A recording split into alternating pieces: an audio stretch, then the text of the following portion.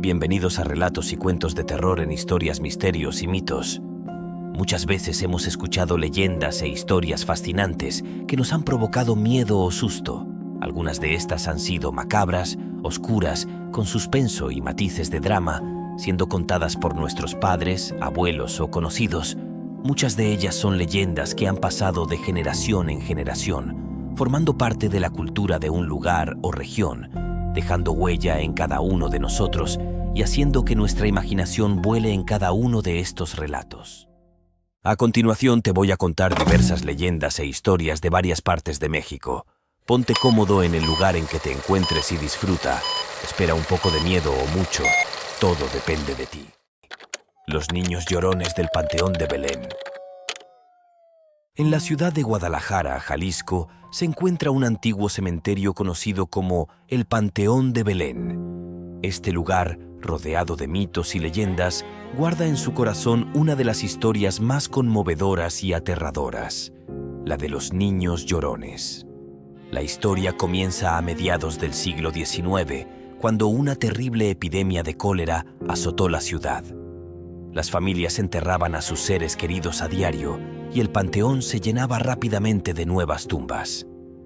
Entre los más afectados estaban los niños, muchos de los cuales morían sin la protección de sus padres, ya víctimas de la enfermedad. Se cuenta que, durante esta época sombría, una madre desconsolada llamada Doña Catalina perdió a sus 3 hijos en cuestión de semanas. Incapaz de soportar la soledad y el dolor, Doña Catalina visitaba el panteón todas las noches, llevando flores a las pequeñas tumbas y rezando hasta el amanecer. Una noche, mientras Doña Catalina se lamentaba entre las tumbas, comenzó a escuchar débiles sollozos. Al principio pensó que el viento llevaba el eco de sus propias lágrimas, pero pronto se dio cuenta de que los llantos venían de las tumbas de los niños. Movida por una mezcla de terror y compasión, siguió los sonidos hasta que llegó a una parte antigua del panteón donde yacían los cuerpos de niños desconocidos para ella. Los sollozos se transformaron en llantos claros y dolorosos. Doña Catalina, superando su miedo, comenzó a rezar por las almas de esos niños olvidados, pidiendo que encontraran la paz y la luz en el más allá. Según la leyenda, a medida que rezaba, los llantos se fueron apagando poco a poco, hasta que solo quedó el silencio y una sensación de paz. Desde entonces, se dice que los espíritus de los niños del Panteón de Belén se aparecen a quienes tienen un corazón compasivo y sufren grandes pérdidas. La gente del lugar cree que estos niños, ahora conocidos como los niños llorones, buscan consuelo y compañía, y en ocasiones se les puede oír llorar en las noches más oscuras y silenciosas. La leyenda creció con el tiempo, y el Panteón de Belén se convirtió en un sitio de visita obligado durante el Día de Muertos, donde familias enteras vienen a ofrecer juguetes y dulces en las tumbas de los niños, esperando apaciguar sus espíritus y compartir un momento de alegría más allá del velo de la muerte. La Cueva del Diablo. En las afueras de Mazatlán, entre acantilados escarpados y olas rompientes, se oculta una entrada a las profundidades de la tierra conocida como la Cueva del Diablo. La leyenda cuenta que esta cueva es un lugar de poderes antiguos y maldiciones eternas, donde lo sobrenatural se entrelaza con lo terrenal. La historia comienza en el siglo XVIII, cuando un pirata conocido como el Capitán Zargo desembarcó en las costas cercanas a Mazatlán, huyendo de las autoridades y de rivales que deseaban su tesoro. Según cuenta la leyenda, el Capitán Zargo había acumulado una fortuna en oro y joyas robadas de galeones españoles y buscaba un lugar seguro donde esconder su botín. Guiado por un viejo mapa y antiguas supersticiones, Zargo encontró la entrada a la Cueva del Diablo. Ignorando las advertencias de los lugareños sobre espíritus malignos y maldiciones, entró en la cueva con su tesoro. Pero lo que encontró dentro fue algo más que oscuridad y piedra. La cueva estaba habitada por entidades antiguas, guardianes de aquel umbral entre los mundos. Los días pasaron y Zargo no salió de la cueva.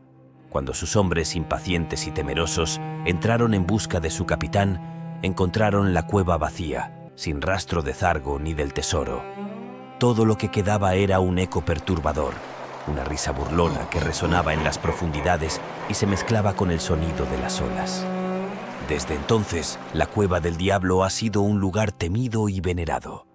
Se dice que aquellos que se atreven a entrar en busca del tesoro perdido de Zargo nunca regresan o vuelven locos, hablando de visiones de un mar interminable y susurros en un idioma olvidado. Los demonios mexicas Tzitzimime. En las antiguas tierras de Tenochtitlán, donde los grandes templos se elevaban hacia el cielo en adoración a los dioses, vivía una joven llamada Xochitl. Ella era conocida por su belleza y su valentía, y era la hija favorita de un prominente sacerdote azteca. Xochitl, cuyo nombre significaba flor en náhuatl, estaba profundamente interesada en los estudios celestiales y pasaba largas horas aprendiendo sobre las estrellas, los planetas y los eclipses bajo la tutela de los sabios del templo. Según la mitología azteca, los eclipses eran momentos de gran peligro, ya que se creía que durante estos eventos los Tzitzimime, criaturas esqueléticas y demoníacas del cielo, descendían a la tierra para devorar a los humanos. Los Tzitzimime eran temidos como símbolos de destrucción y caos, y se pensaba que su aparición presagiaba desastres y la muerte de los gobernantes. Un día, los astrónomos del templo predijeron un eclipse solar total que ocurriría en pocos días. Mientras la ciudad se preparaba para los rituales necesarios para protegerse de los Tzitzimime, Xochitl sentía una mezcla de temor y fascinación. Decidida a entender más sobre estos seres temidos y el eclipse, consultó los antiguos códices y decidió que debía observar el evento desde un lugar sagrado, sin la protección de los rituales, para aprender sus secretos. El día del eclipse, mientras la ciudad entera se sumía en cánticos y ofrendas, Xochitl se aventuró sola a las afueras de Tenochtitlán, a una colina que ofrecía una vista clara del cielo. A medida que la luna comenzaba a cubrir el sol, la oscuridad se cernía sobre la tierra y el mundo se sumía en un silencio sobrenatural. Fue entonces cuando Xochitl vio las figuras de los Tzitzimime descender del cielo oscurecido. Sin embargo, en lugar de sentir miedo, Xochitl sintió una poderosa necesidad de entender a estas criaturas. Se quedó inmóvil, observando cómo las figuras esqueléticas danzaban en el cielo, moviéndose al ritmo de un orden cósmico incomprensible para los mortales. Con cada momento que pasaba, Xochitl sentía que comprendía más sobre el universo y su delicado equilibrio.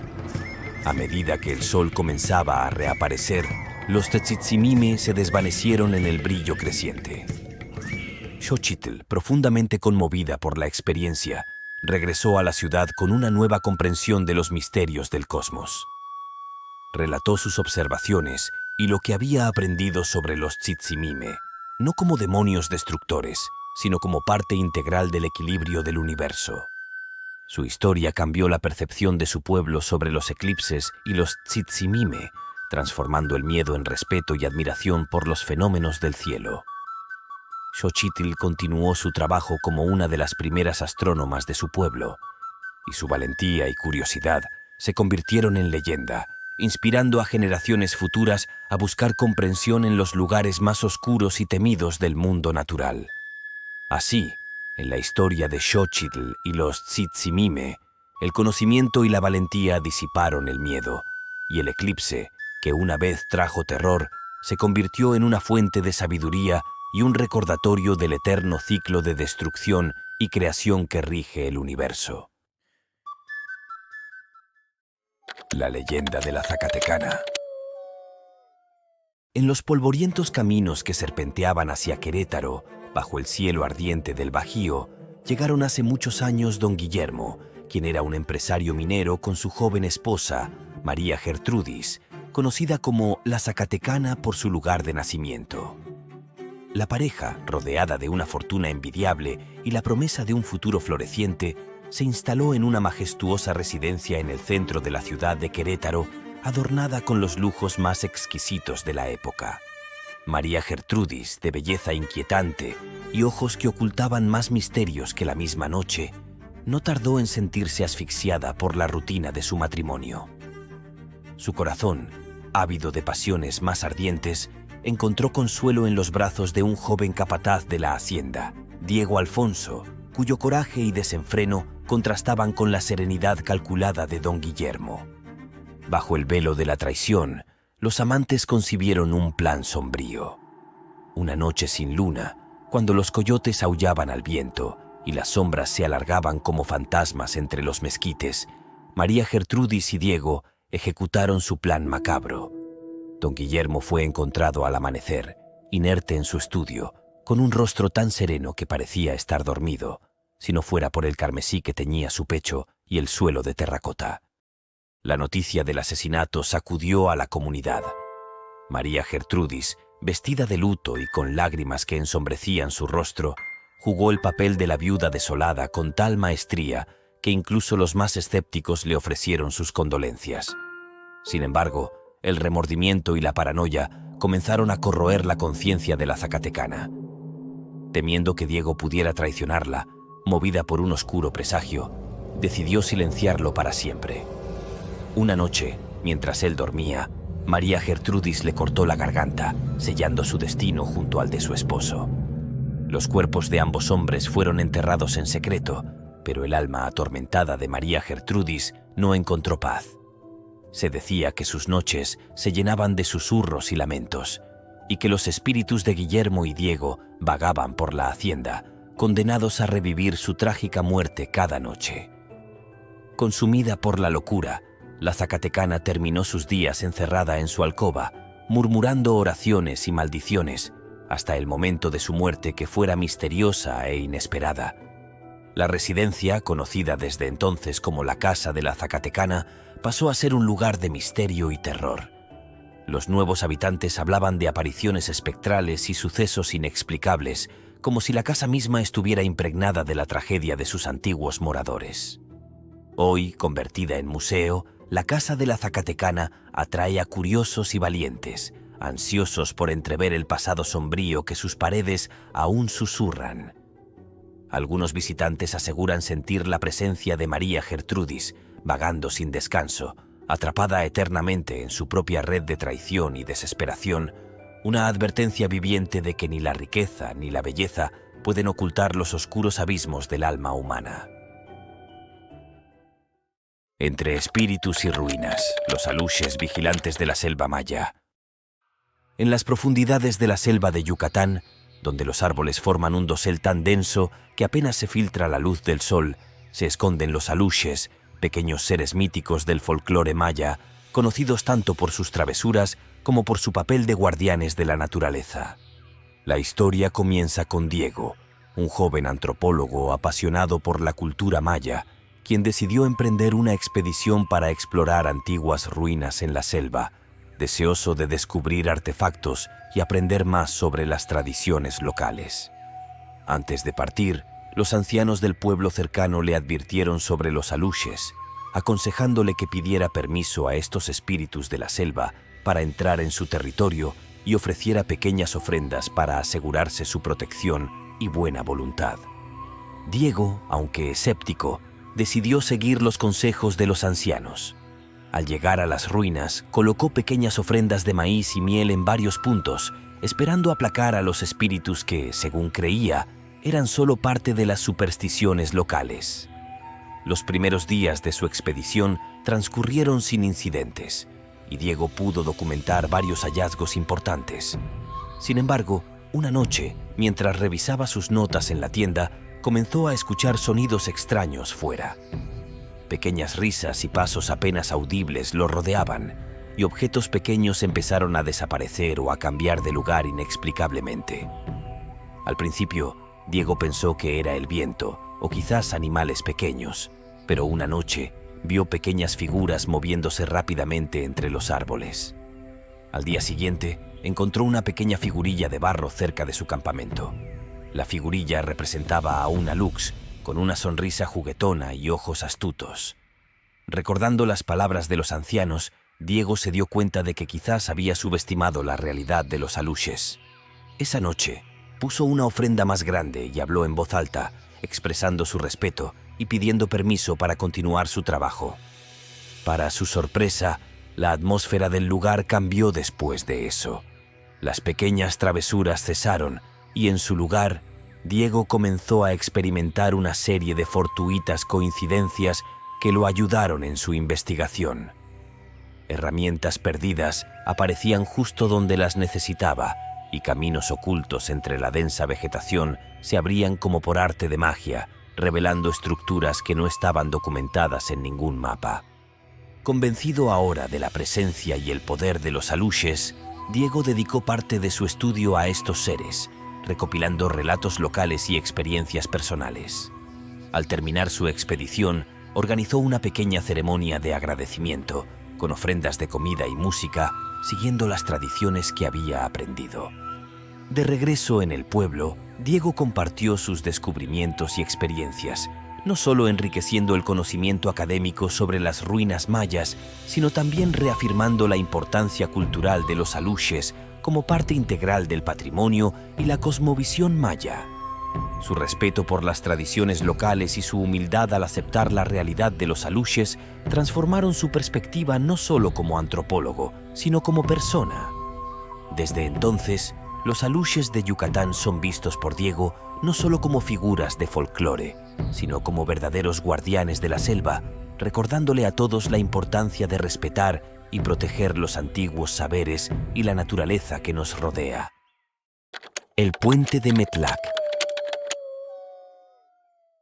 En las cercanías de Orizaba, Veracruz, se alza un antiguo puente conocido como el Puente de Metlac.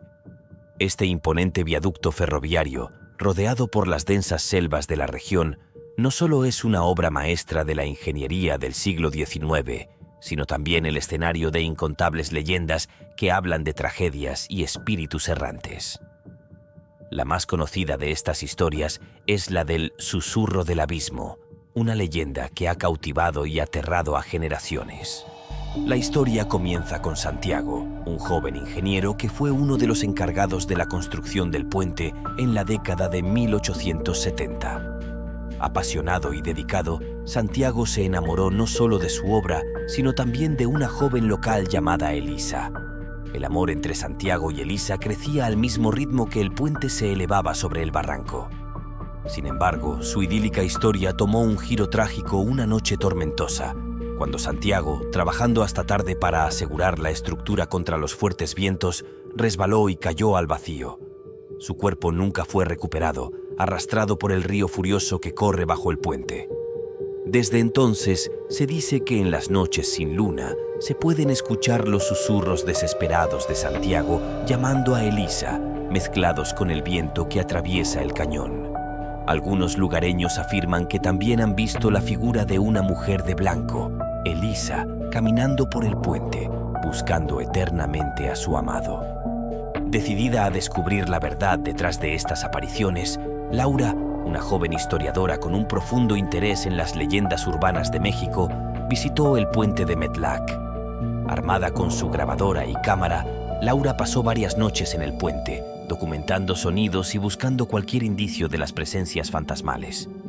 Una noche, mientras Laura revisaba sus grabaciones cerca del centro del puente, sintió una repentina bajada de temperatura y una sensación de tristeza abrumadora. Encendiendo su linterna, vio a lo lejos la silueta de una mujer vestida de blanco, parada en el borde del puente, mirando hacia el abismo. Con cautela, Laura se acercó. Al llegar más cerca, la figura se volvió hacia ella. No era una visión terrorífica, sino una aparición triste y serena que parecía emanar un amor y una pérdida inmensurables. La figura no habló, pero Laura sintió un impulso irrefrenable de seguir grabando. Cuando la aparición desapareció repentinamente, Laura corrió al lugar donde la figura había estado parada y encontró un pequeño medallón en el suelo.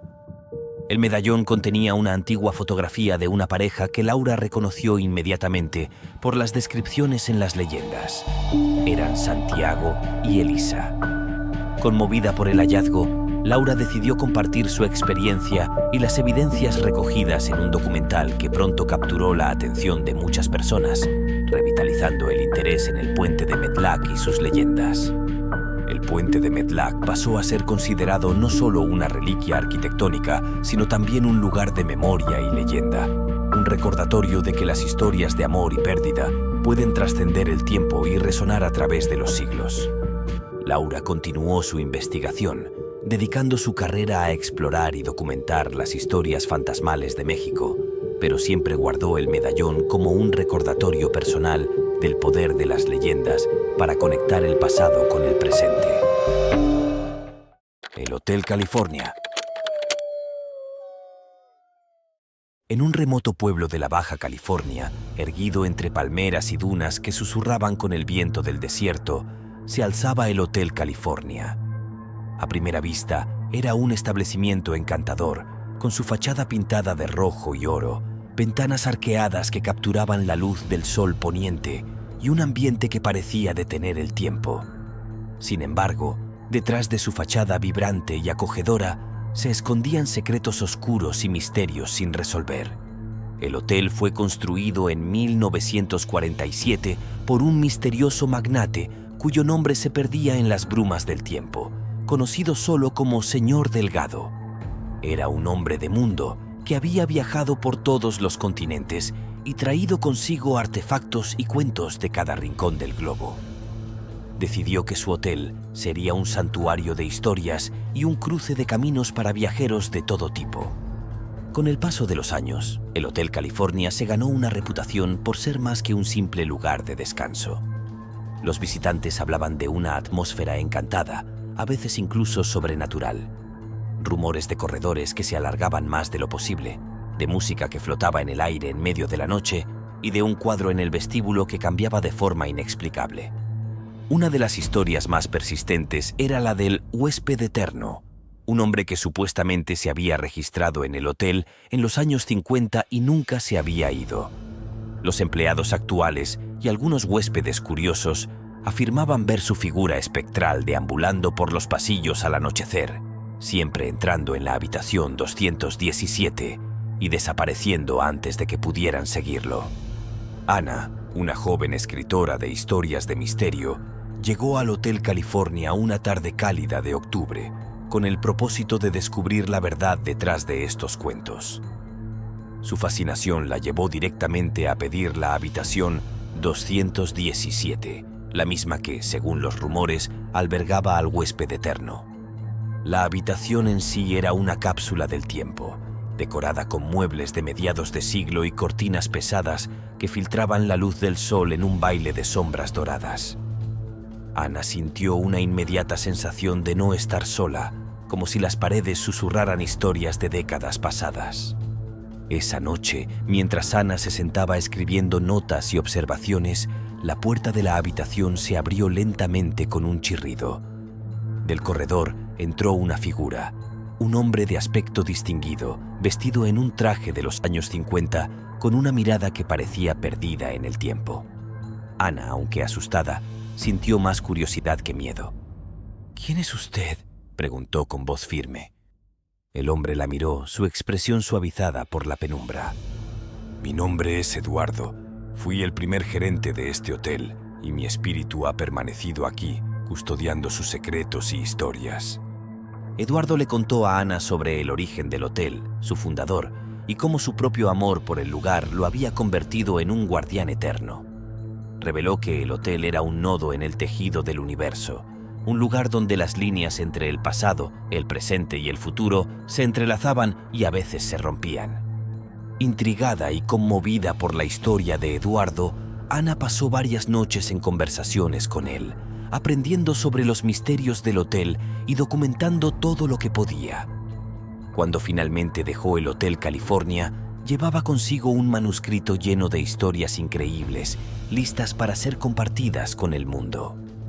El Hotel California, con sus leyendas y su huésped eterno, siguió siendo un faro para los buscadores de lo inexplicable, un lugar donde, como en la canción, podrías registrarte cuando quisieras, pero nunca dejarlo del todo. La leyenda de la planchada. En las profundidades de la Ciudad de México, dentro de las paredes antiguas del Hospital Juárez, una leyenda ha sobrevivido al paso de los años, susurrada entre los pasillos por enfermeras y doctores por igual. La historia de una enfermera llamada Eulalia, conocida entre los pacientes y el personal como la planchada, debido a su uniforme siempre impecablemente planchado. Eulalia había sido una enfermera dedicada y apasionada por su profesión. Durante su tiempo en el hospital, su presencia era un faro de esperanza y cuidado meticuloso. Sin embargo, su vida cambió drásticamente cuando se enamoró de un doctor del hospital, un hombre casado que prometió divorciarse de su esposa para estar con ella. Eulalia, cegada por el amor, esperó pacientemente, pero el doctor nunca cumplió su promesa y terminó abandonándola. Devastada por la traición, Eulalia cayó en una profunda depresión y su trabajo comenzó a sufrir. Un día, cometió un error fatal al administrar la medicación incorrecta a un paciente, lo que resultó en su muerte. Consumida por la culpa y el remordimiento, Eulalia enfermó gravemente y poco después murió en el mismo hospital donde había dedicado su vida a cuidar de otros. Pero la historia no terminó con su muerte. Se dice que el espíritu de Eulalia, la planchada, regresó al hospital, vestida con su uniforme de enfermera, tan blanco y planchado como siempre. Su aparición no era de temer, sino de alivio. Comenzaron a circular historias entre los pacientes de que una enfermera misteriosa aparecía en sus habitaciones por la noche, cuidándolos con una habilidad que desafiaba la lógica, y por la mañana se encontraban milagrosamente recuperados de sus dolencias. Una noche de tormenta, cuando los vientos azotaban las ventanas del hospital y la lluvia caía en torrentes, un joven doctor, Alejandro, se encontró trabajando hasta tarde en la unidad de cuidados intensivos. La electricidad parpadeaba, amenazando con dejar el hospital a oscuras. Alejandro estaba revisando a un paciente crítico cuando la energía falló, sumiendo todo en la oscuridad. Fue entonces cuando vio a la figura de una mujer al final del corredor, iluminada por un débil resplandor que parecía emanar de su ser. Vestida con un uniforme antiguo de enfermera, se acercó y, sin decir palabra, comenzó a ayudarlo a estabilizar al paciente con movimientos precisos y expertos. Cuando las luces volvieron, la misteriosa enfermera había desaparecido. El paciente, contra toda expectativa, comenzó a mostrar signos de recuperación. Intrigado y agradecido, Alejandro buscó en los archivos del hospital y descubrió la historia de Eulalia. A partir de esa noche, cada vez que se encontraba en una situación difícil, sentía una presencia reconfortante a su lado, asegurándole que no estaba solo.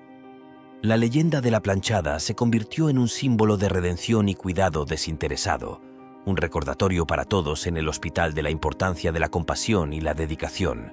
Aunque algunos la veían como un espíritu atado a la tierra por los errores del pasado, para otros era un ángel guardián, asegurándose de que ningún paciente fuera descuidado.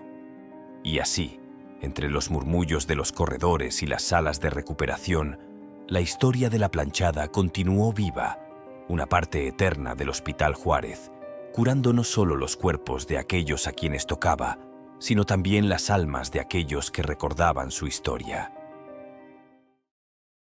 La bruja del Cerro de la Bufa. En Zacatecas, una ciudad de minas plateadas y cumbres rocosas, se alza imponente el Cerro de la Bufa. Este lugar no solo es famoso por su belleza natural y su importancia histórica, sino también por ser el escenario de una leyenda inquietante. La leyenda de la bruja del Cerro de la Bufa. La historia comienza con una anciana conocida como Doña Micaela, una mujer que vivía en las faldas del cerro y que era temida y respetada en igual medida por los habitantes de la ciudad.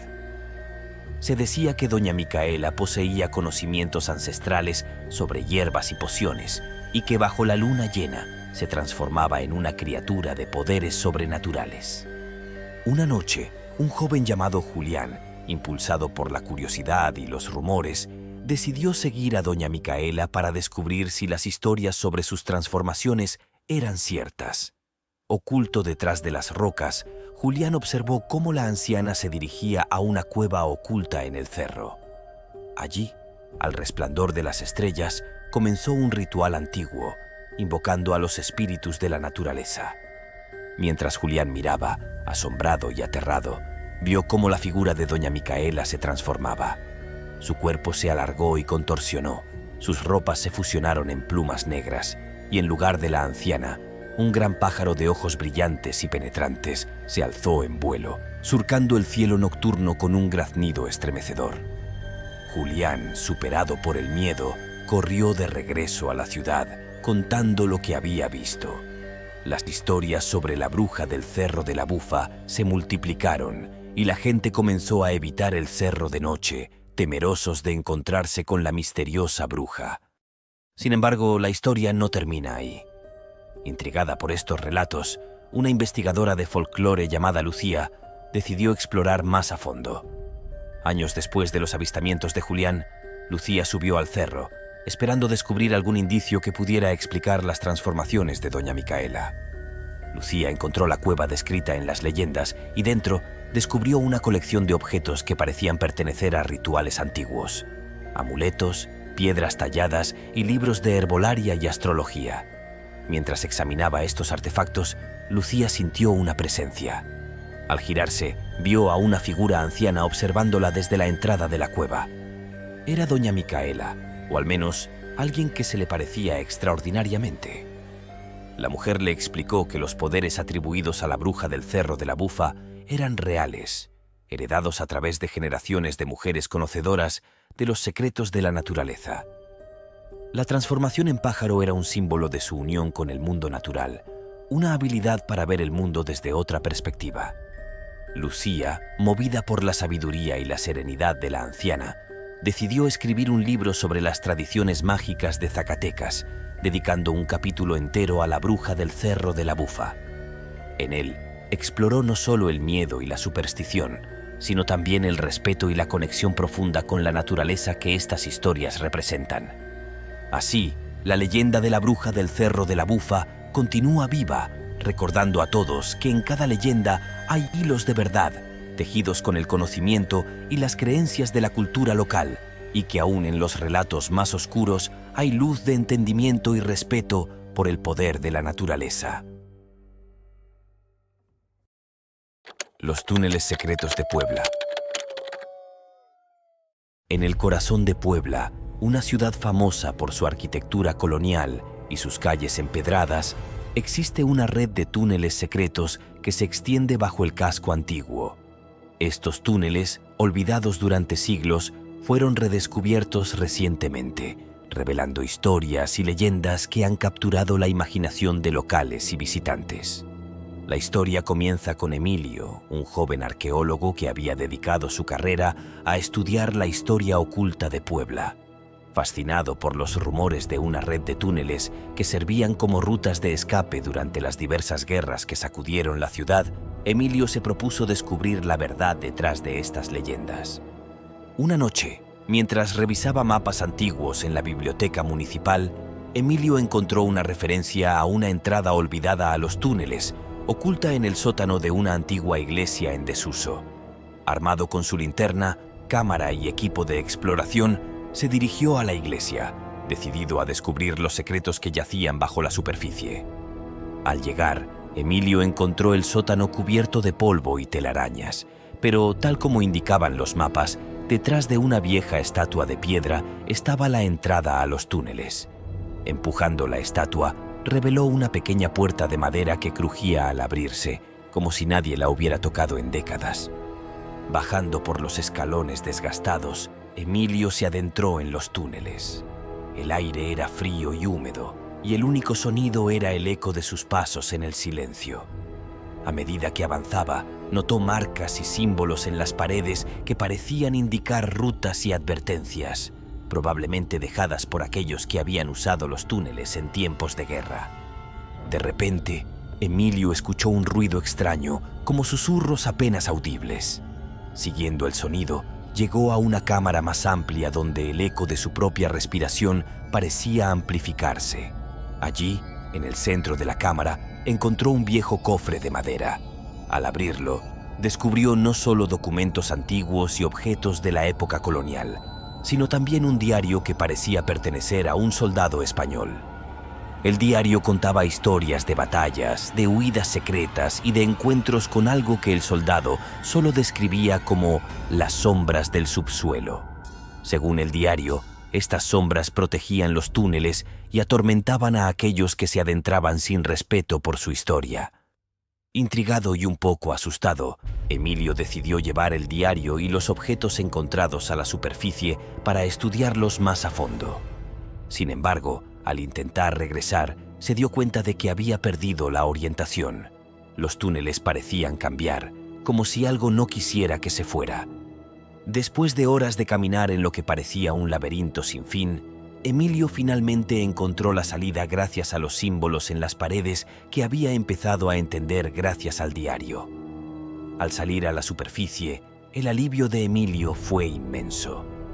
Convencido de la importancia de su descubrimiento, Emilio trabajó con historiadores y otros arqueólogos para preservar los túneles y abrir parte de ellos al público como un museo subterráneo. Las historias del diario y los objetos encontrados se convirtieron en parte central de las exhibiciones, mostrando no solo la historia bélica de Puebla, sino también sus leyendas y misterios. Los túneles secretos de Puebla ahora sirven como un recordatorio de la historia oculta de la ciudad y como un homenaje a aquellos que, en tiempos de conflicto, buscaron refugio en sus profundidades. Y aunque los visitantes recorren los túneles iluminados, algunos todavía reportan escuchar susurros y sentir la presencia de las sombras del subsuelo, guardianes eternos de los secretos de Puebla. La leyenda del Callejón del Beso. En el corazón de Guanajuato, entre callejones estrechos y coloridos edificios coloniales, se esconde una de las leyendas más románticas y trágicas de México: el Callejón del Beso. La historia de dos jóvenes enamorados cuyo amor desafiaba las barreras impuestas por el destino aún resuena en las piedras empedradas del famoso callejón. Carlos y Ana María eran los protagonistas de esta leyenda. Carlos, un minero de humilde cuna pero de espíritu valiente, se había enamorado perdidamente de Ana María, la única hija de un acaudalado y autoritario comerciante español que había hecho su fortuna en las ricas minas de plata de la región. A pesar de la diferencia de clases sociales, los jóvenes encontraron en el amor una fuerza que parecía superar todas las barreras. Conscientes de que el padre de Ana María nunca aprobaría su relación, los enamorados buscaban encuentros secretos en el único lugar que permitía un resquicio de intimidad: el estrecho Callejón del Beso. Este pasadizo, tan angosto que dos personas en balcones opuestos podían tocarse las manos e incluso intercambiar un beso, se convirtió en su refugio. Una noche, bajo un cielo salpicado de estrellas, Carlos esperaba ansiosamente en el balcón que daba al callejón. Ana María, vestida con un delicado vestido blanco, salió al balcón opuesto. Entre susurros de amor y promesas de un futuro juntos, sus manos se encontraron en la penumbra y sus labios apenas se rozaron en un beso robado. Sin embargo, la felicidad de los jóvenes amantes no pasó desapercibida. El padre de Ana María, sospechando de su comportamiento, la siguió una noche y descubrió su secreto. Cegado por la ira, confrontó a los jóvenes en el acto más íntimo de su amor. En un arrebato de furia y sin medir las consecuencias, el comerciante empujó a Carlos del balcón, quien cayó al empedrado del callejón, perdiendo la vida instantáneamente. Ana María, desgarrada por la tragedia y la pérdida, se encerró en su dolor. Se cuenta que en las noches de luna llena, su espíritu puede ser visto en el balcón, vestida de blanco, esperando a su amado Carlos. Los visitantes del Callejón del Beso a menudo reportan sentir una brisa suave y escuchar un susurro triste, como el eco de un amor perdido. Con el tiempo, la leyenda del Callejón del Beso creció y se transformó en un símbolo de amor eterno y desafío a las adversidades. Parejas de todo el mundo visitan este lugar, buscando la magia y el romance que, se dice, impregna sus piedras. Dejan cartas de amor, flores y promesas en los balcones, en homenaje a los amantes que una vez convirtieron su amor en leyenda. Así, en las sombras de Guanajuato, el Callejón del Beso sigue siendo testigo del poder inquebrantable del amor, recordando a todos que, incluso en la tragedia, la esperanza y la pasión pueden perdurar más allá del tiempo. La leyenda de la Cueva de la Olla. En la vasta y árida extensión del norte de México, cerca de las montañas de Chihuahua, se encuentra la Cueva de la Olla, un sitio envuelto en misterio y superstición. Según las leyendas locales, esta cueva ha sido desde tiempos inmemoriales un lugar de poder y magia, frecuentado por brujas que realizan sus rituales ocultos bajo la luz de la luna. La historia comienza con Alondra, una joven arqueóloga interesada en las tradiciones indígenas y en los sitios arqueológicos menos explorados de México. Había oído hablar de la Cueva de la Olla por su abuelo, quien le contó historias de su juventud sobre las extrañas luces y los sonidos que emanaban de la cueva durante la noche. Movida por la curiosidad y el deseo de descubrir los secretos del lugar, Alondra organizó una expedición para explorar la cueva. Al llegar, Alondra y su equipo se encontraron con una entrada amplia, adornada con antiguos petroglifos que sugerían que la cueva había sido utilizada para rituales desde tiempos precolombinos. La cueva era profunda y las paredes resonaban con ecos misteriosos que hacían que incluso los más escépticos del equipo se sintieran inquietos. Una noche, mientras el equipo acampaba en la entrada de la cueva, Alondra decidió aventurarse más adentro, guiada por la luz de su linterna y una inquebrantable necesidad de descubrir la verdad. A medida que avanzaba, comenzó a notar un cambio en el aire. Se volvía más frío y un olor a hierbas quemadas flotaba en la brisa subterránea. De repente, la linterna de Alondra captó algo inusual en el suelo de la cueva. Un círculo de piedras con restos de carbón en el centro, rodeado de ofrendas que parecían recientes. Mientras examinaba el lugar, Alondra sintió una presencia detrás de ella. Al voltearse, vio a una mujer anciana vestida con ropas tradicionales, mirándola con ojos penetrantes y sabios. La mujer se presentó como Nayeli, la última de una línea antigua de curanderas que usaban la cueva para conectarse con los espíritus y la tierra. Nayeli le explicó que la cueva era un lugar sagrado, un punto donde las energías de la tierra eran especialmente potentes y podían ser canalizadas para la curación y la adivinación. Intrigada, Alondra pidió a Nayeli que le mostrara los rituales que se realizaban en la cueva. Con cierta reticencia, Nayeli accedió, y esa noche, bajo la luna creciente, Alondra presenció un ritual ancestral. Nayeli invocó a los espíritus de la cueva, pidiendo protección y sabiduría, mientras danzaba alrededor del círculo de piedras, su voz elevándose en cánticos que resonaban contra las paredes de piedra. La experiencia transformó a Alondra. No solo había encontrado un sitio arqueológico de importancia, sino que había tocado el corazón vivo de las antiguas tradiciones que buscaba entender. Con el permiso y la bendición de Nayeli, Alondra documentó sus descubrimientos, asegurándose de presentar la cueva no solo como un sitio de interés histórico, sino como un lugar sagrado que debía ser respetado y protegido. La historia de Alondra y la Cueva de la Olla se difundió, atrayendo a estudiosos y a aquellos interesados en las prácticas espirituales indígenas, pero siempre se mantuvo el respeto por la cueva como un lugar de poder espiritual, un recordatorio de que algunos lugares guardan ecos del pasado que deben ser escuchados con reverencia y cuidado. La mulata de Córdoba. En la ciudad colonial de Córdoba, Veracruz, donde las calles empedradas y los edificios antiguos cuentan historias de siglos pasados, vivió una mujer conocida como la mulata de Córdoba. Su verdadero nombre era Soledad, y era famosa en toda la ciudad no solo por su belleza sin igual, sino también por su habilidad en las artes místicas, que algunos llamaban brujería. Soledad poseía un conocimiento profundo de las hierbas y los remedios naturales, y ayudaba a los habitantes de Córdoba con sus dolencias y problemas. Sin embargo, su talento y su independencia provocaron tanto admiración como envidia y miedo entre los vecinos. En aquellos tiempos de superstición y miedo a lo desconocido, no pasó mucho tiempo antes de que los rumores empezaran a volar. Un día, un hombre poderoso en la ciudad, don Rodrigo, cayó gravemente enfermo. A pesar de los esfuerzos de médicos y curanderos, su salud seguía deteriorándose. En su desesperación, la esposa de don Rodrigo buscó a Soledad para que lo curara. Con sus ungüentos y oraciones, Soledad logró salvar a don Rodrigo de la muerte. Pero en lugar de recibir gratitud, su éxito solo incrementó las sospechas de que había empleado medios sobrenaturales. Acusada de brujería, Soledad fue arrestada y llevada a juicio. El tribunal, dominado por el miedo y la influencia de aquellos en el poder que la envidiaban, la encontró culpable. La sentencia fue la muerte en la hoguera, un destino cruel reservado para los acusados de las peores herejías. Mientras esperaba en su celda, Soledad no se dejó dominar por el miedo. Una noche, el carcelero, al hacer su ronda, encontró a Soledad absorta en su dibujo sobre la pared de la celda.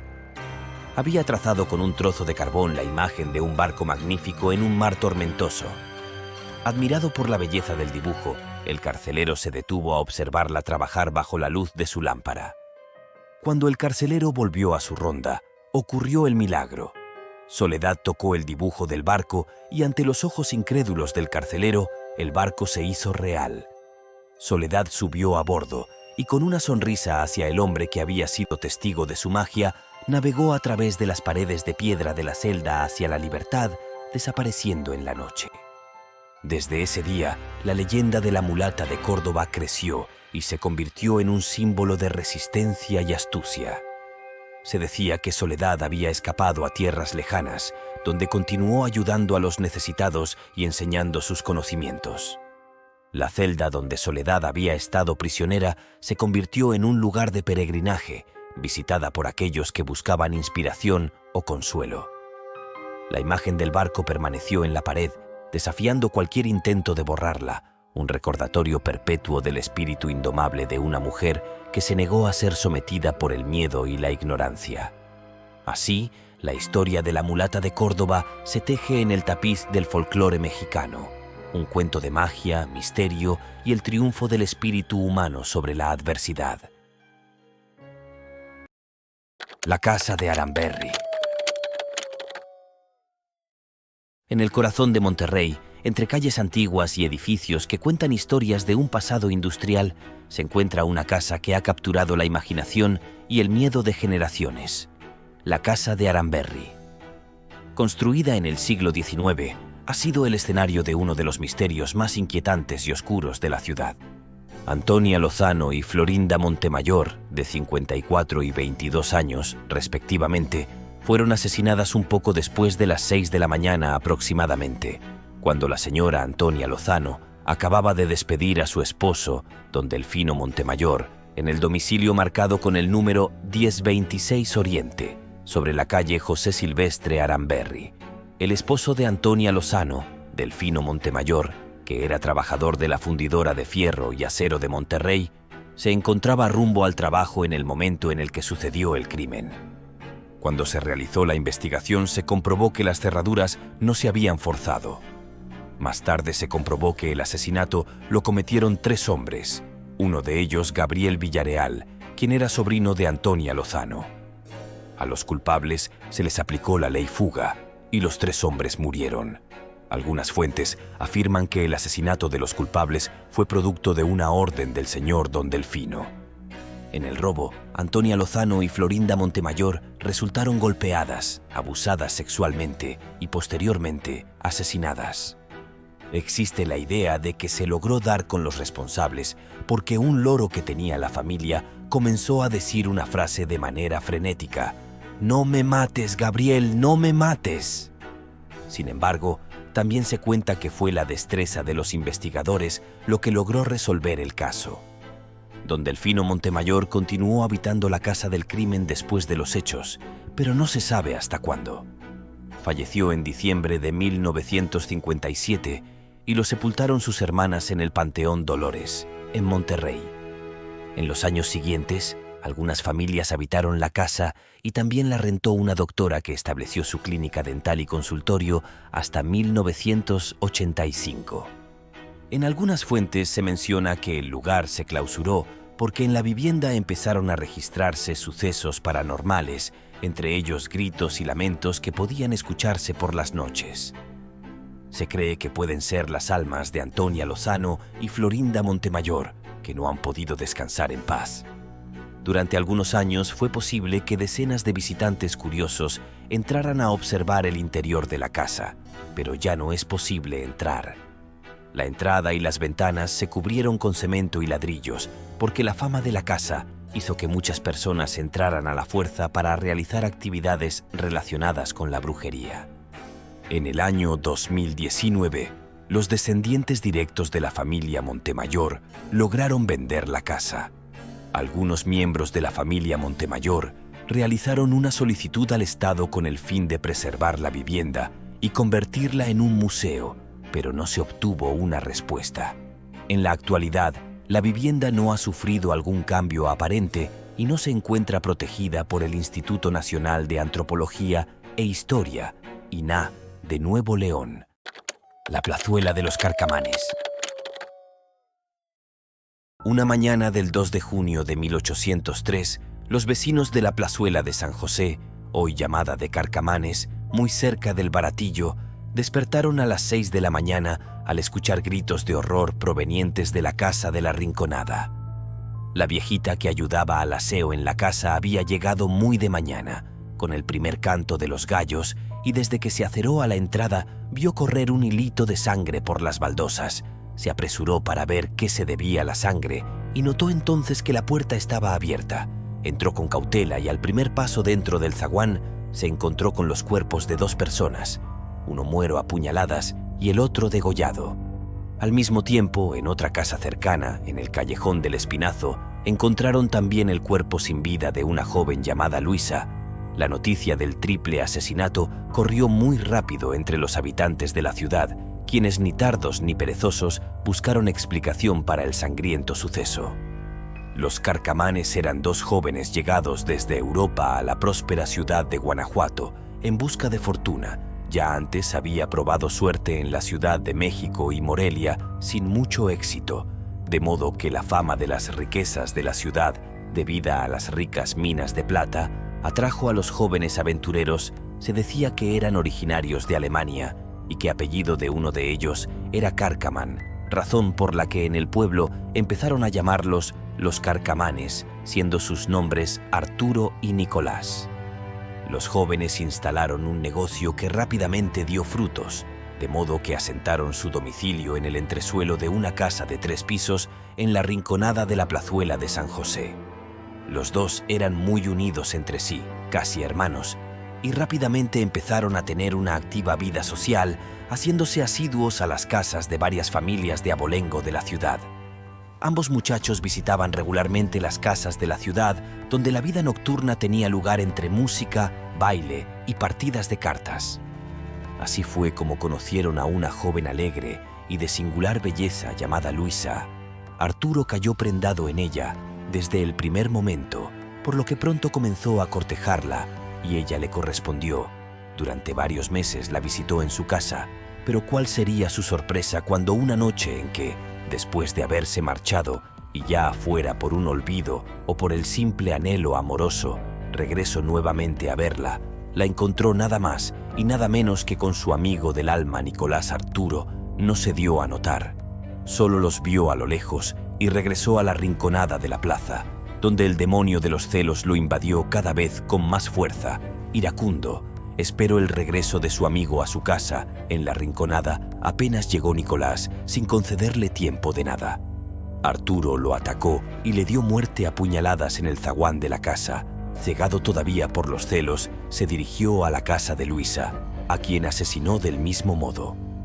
Durante el regreso a su casa, el camino a pie debió serenar un poco a Arturo mientras recorría las sinuosas calles bajo el fresco de la noche, así que al llegar al zaguán y encontrar el cuerpo sin vida de su amigo Nicolás, que había sido casi un hermano para él, los remordimientos cayeron sobre el asesino, martirizándolo de tal modo que decidió darse muerte ahí mismo. Preso de un sufrimiento indescriptible, se degolló con el mismo cuchillo con el que había cometido crimen contra su amigo y su amada. Nicolás fue sepultado en el antiguo templo de San Juan, hoy templo de San Francisco, y el suicida, Arturo, en el río de Pastita. La casa fue bendecida muchas veces, pero aún así, cada 1 de junio se escuchan por la madrugada los gritos y estertores de muerte que recuerdan la matanza sangrienta de aquella noche a manos de Arturo Carcamán por la traición de Luisa y Nicolás. Este callejón se ubica por el Baratillo, que es una pequeña plazuela donde se ubica una vieja casona que durante muchos años permaneció abandonada. Los habitantes de la ciudad preferían no pasar por ahí porque se decía que estaba habitada por fantasmas. Los dueños la mandaron bendecir muchas veces, pero no hubo agua bendita ni crucifijos que valieran para expulsar a las ánimas en pena atrapadas en su interior. Se decía que quienes se aparecían eran los protagonistas de esta leyenda, del brutal asesinato acontecido 2 siglos atrás, pues el zaguán de esa casa fue el escenario de uno de los crímenes más sangrientos y enigmáticos que vivió la ciudad en aquella época. La casa está todavía en la plazuela de Carcamanes y su nombre se debe precisamente a esta historia. La leyenda de la Casa de los Tubos. En los límites de Monterrey, donde las luces de la ciudad luchan contra la oscuridad de las montañas circundantes, se erige una estructura peculiar conocida como la Casa de los Tubos. Esta edificación, con su diseño vanguardista y su historia incompleta, se convirtió en el escenario de una de las leyendas urbanas más inquietantes de México. La casa fue ideada en los años 70 por un arquitecto visionario, don Ernesto, cuyo amor por su hija parapléjica, Lucía, le impulsó a diseñar una residencia sin barreras, un lugar donde Lucía pudiera moverse libremente en su silla de ruedas. La estructura circular y los pasillos en forma de tubo eran únicos, diseñados para facilitar su desplazamiento y permitirle disfrutar de la naturaleza circundante a través de sus amplios ventanales. Sin embargo, la construcción fue abruptamente detenida. Un día trágico, mientras Lucía exploraba las partes ya terminadas de la casa, ocurrió un accidente fatal. Lucía se precipitó por uno de los pasillos inclinados y falleció debido a las heridas sufridas en la caída. Devastado, don Ernesto abandonó la construcción y la Casa de los Tubos quedó inacabada, un monumento a un sueño roto. Con el paso del tiempo, la casa ganó fama entre los locales y visitantes, atrayendo a exploradores urbanos y curiosos, ansiosos por ver con sus propios ojos el lugar donde la tragedia y el misterio se entrelazaban. Se contaban historias de figuras sombrías observadas desde las ventanas, susurros captados en el viento y el sonido de una silla de ruedas desplazándose solitaria por los pasillos. Una noche de octubre, un grupo de jóvenes decididos a desentrañar los misterios de la Casa de los Tubos se aventuró dentro. Llevaban consigo linternas y cámaras, esperando captar alguna evidencia del más allá. Entre ellos estaba Sofía, una chica con un interés particular. Su abuela había sido amiga de Lucía, y las historias de su infancia estaban llenas de recuerdos sobre la alegre niña que había perdido la vida en aquel lugar. Mientras exploraban, el viento comenzó a ulular a través de los tubos de concreto, creando melodías fantasmales que ponían los pelos de punta. Sofía, separándose del grupo, sintió una presencia cerca. Siguiendo su instinto, llegó a un pasillo que descendía en espiral. Allí, en la penumbra, vio la silueta de una niña en silla de ruedas, mirando hacia el bosque a través de una ventana rota. «Lucía», susurró Sofía, su voz temblorosa. La figura se volvió hacia ella, y por un momento, Sofía pudo ver en sus ojos una mezcla de sorpresa y nostalgia, como si reconociera algo familiar en la joven. Entonces, tan repentinamente como apareció, la aparición se desvaneció, dejando a Sofía sola con el eco de un pasado doloroso. Afligida pero decidida, Sofía regresó con sus amigos, convencida más que nunca de que la Casa de los Tubos era mucho más que un simple edificio abandonado. Era un lugar donde el amor y la pérdida resonaban en cada rincón, un recordatorio de que algunos lazos son tan fuertes que ni siquiera la muerte puede romperlos completamente. Actualmente, la Casa de los Tubos permanece e incluso ha sido ya remodelada y habitada, Sin embargo, continúa siendo un enigma arquitectónico y espiritual, un lugar donde las historias de amor, tragedia y redención se entrecruzan, esperando ser descubiertas por aquellos valientes suficiente para escuchar.